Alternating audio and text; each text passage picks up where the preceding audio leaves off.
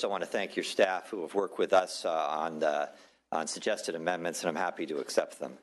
This bill would create a statewide data system to track individual student progress from kindergarten through college and into the workforce.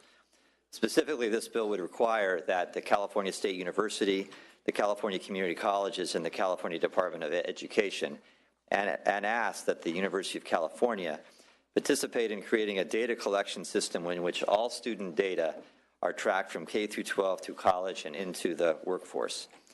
California does not have a system that follows a student's progress from the moment they enter the classroom until they enter the workforce.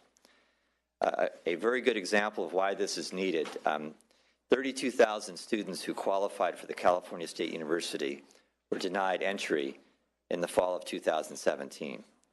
Now, without a longitudinal data system, we have no idea of what became of them.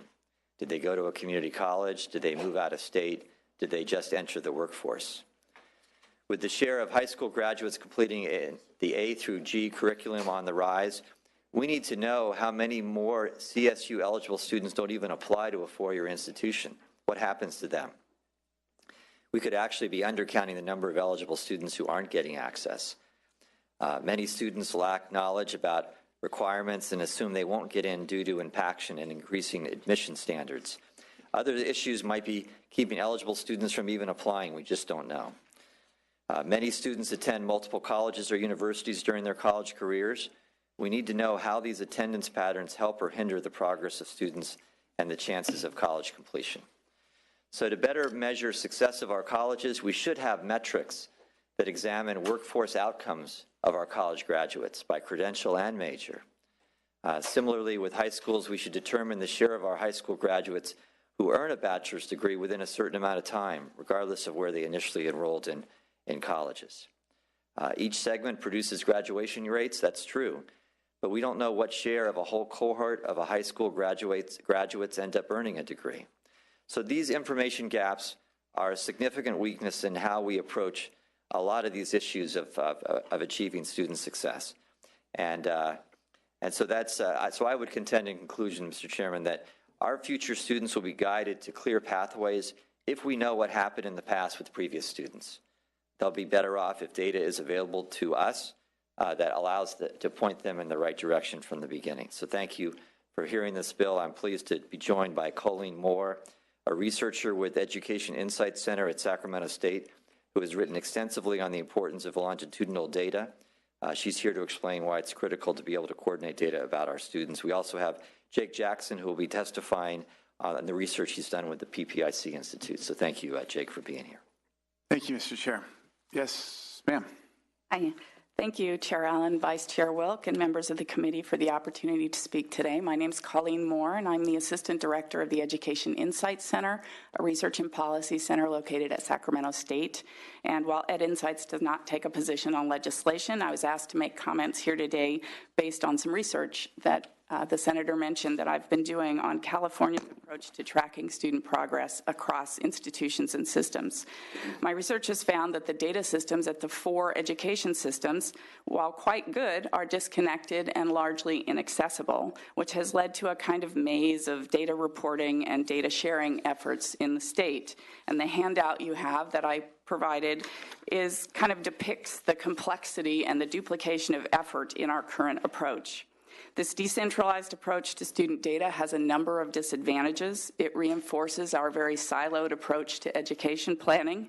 It leads to fragmentation in the metrics that are used across systems, and it creates confusion among stakeholders about what metrics mean and other issues. Worst of all, it leaves the state unable to answer important questions that cross sectors, and the Senator gave some good examples of those kinds of questions.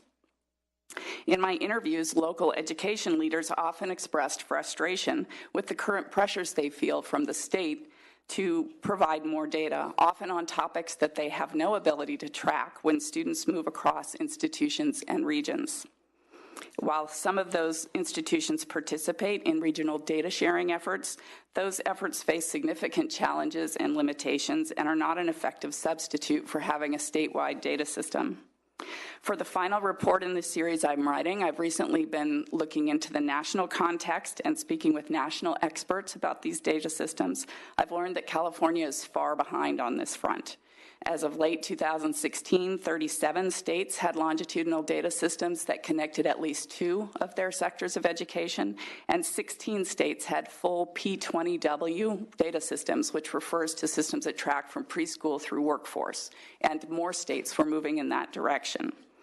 States use different models and processes for these data systems, but whatever their structure, states are finding them useful to monitor progress towards statewide goals, to evaluate the impact of state policies, to provide feedback to institutions about what happens to their students when they move on to other institutions of the workforce, and to provide information for students and families. In my research, I've heard about the challenges in California to developing a data system, such as the use of different student identifiers in the K-12 and higher ed systems and other issues, but those same issues are faced in these other states that are finding ways to move forward. It's imperative for California to be able to evaluate the success of the various education reforms and initiatives they've implemented in recent years, and it's equally important that schools and colleges are able to assess and improve their programs. Both of these needs require access to information about student progress that spans across the education systems and into the workforce. Thank you.